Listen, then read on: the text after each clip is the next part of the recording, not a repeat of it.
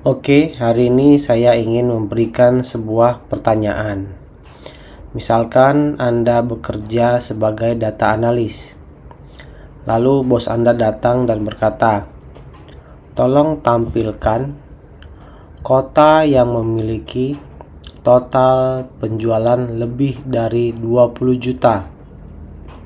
Kalau Anda sudah belajar SQL sebelumnya, mungkin Anda langsung berpikir menggunakan where. Lalu Anda menuliskannya seperti ini. Ini dia untuk query-nya. Kita tambahkan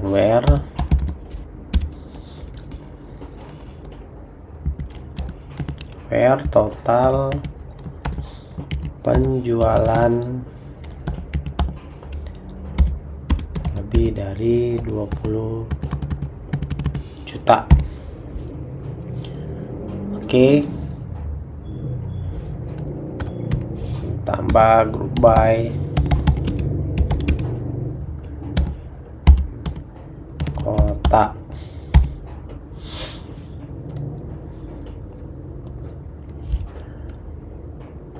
Atau tidak usah deh. Ini tidak usah, langsung saja. Kemudian kalian pasti akan menekan tombol execute dan hasilnya error. Nah, muncul pertanyaan, kenapa bisa error? Padahal logikanya sudah benar. Oke, hari ini saya akan menjelaskan alasannya. Dan setelah video ini selesai, saya jamin kalian tidak akan pernah lagi salah membedakan where dan having. Karena dua perintah ini adalah salah satu materi SQL yang paling sering muncul saat interview data analis.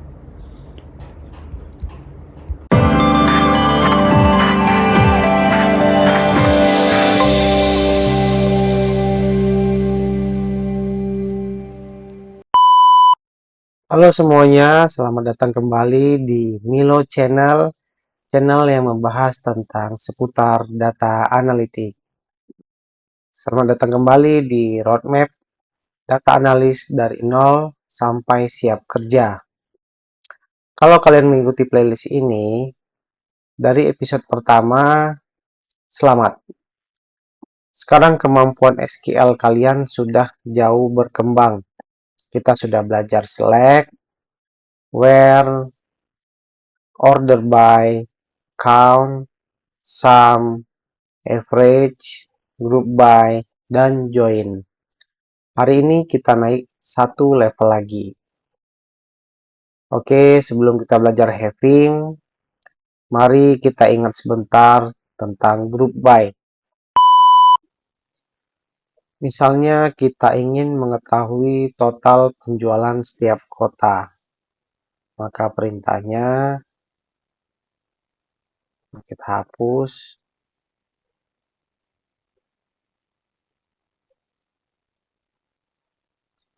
Ini kita buat sum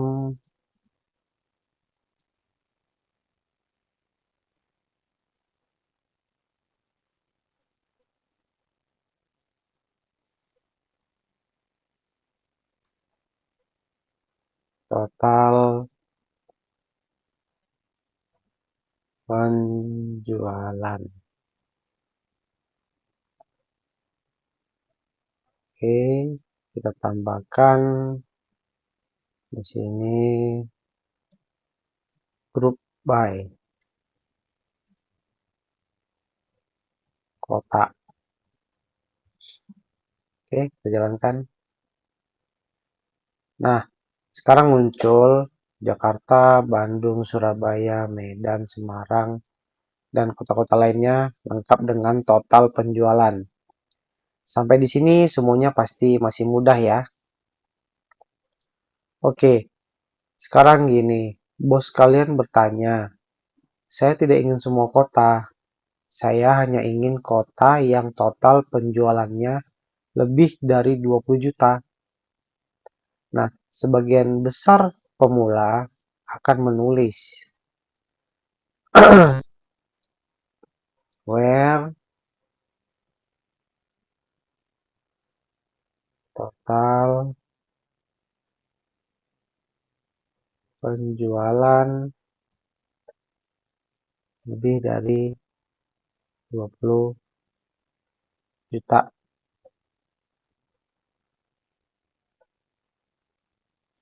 Dan SQL menolak. Kenapa? Karena where bekerja sebelum group by. Sedangkan sum baru dihitung setelah group by selesai. Jadi SQL belum mengenal sum ketika where dijalankan. Nah, disinilah having digunakan. Gini penjelasan analoginya. Bayangkan kalian adalah seorang guru. Ada 100 siswa. Where artinya saring siswa yang laki-laki. Dilakukan sebelum nilai dihitung.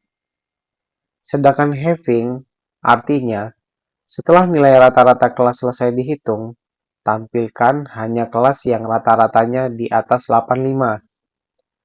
Nah, having bekerja setelah proses pengelompokan selesai. Oke, ini kita tes.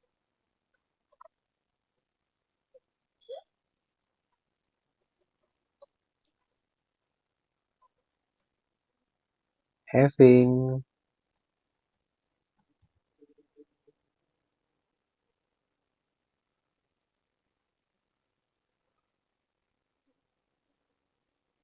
total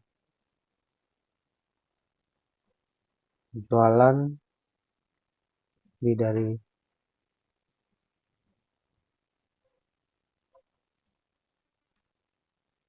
oke, execute. Nah, sekarang hanya kota tertentu yang muncul. Lalu kategori dengan misalnya praktik kedua ya. Kategori dengan total penjualan di atas 10 juta bagaimana? Kita tinggal ganti. Secure. Nah, muncul lagi kategori di atas 10 juta. Lalu kita cari rata-rata transaksi. Kita ganti lagi.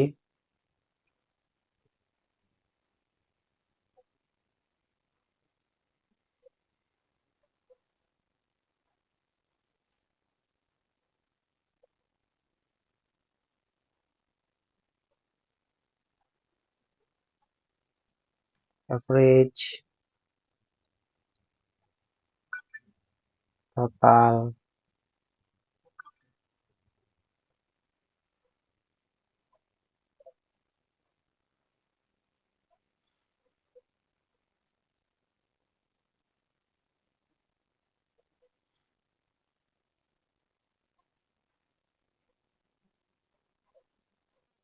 S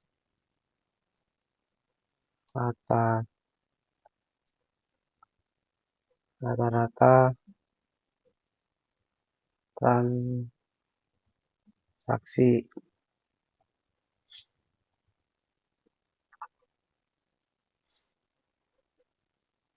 by kota having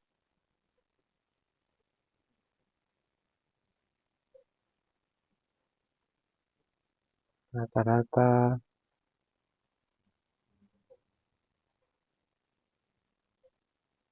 transaksi lebih dari 3 juta misalnya. Kita jalankan. Nah, ini dia. Oke teman-teman, sampai sini sudah mengerti ya.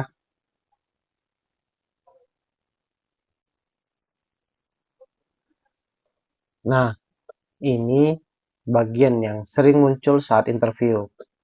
Banyak orang mengira where dan having tidak bisa dipakai bersamaan, padahal bisa. Contohnya, kita misalnya select kota, terus ini kita buat sum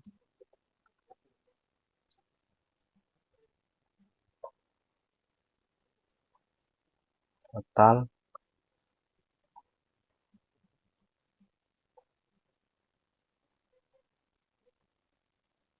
penjualan.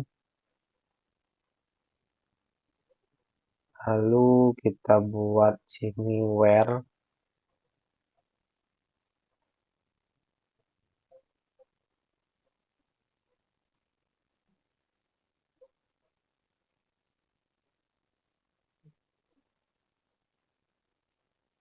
P kategori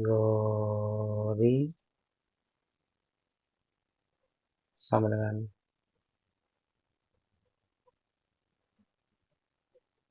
elektronik.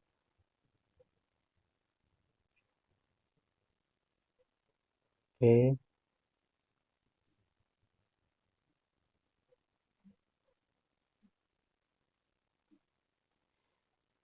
Group by kota having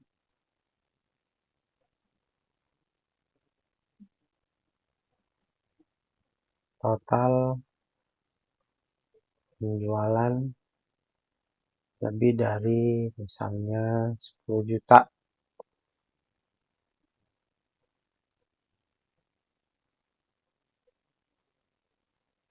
Oke. Oh, salah. Elektronik. Nah, sudah muncul. Jadi urutannya seperti ini. Where itu menyaring kategori elektronik. Lalu group by mengelompokkan berdasarkan kota. Sum ini karena sebagai S, ini ya. Sum menghitung total.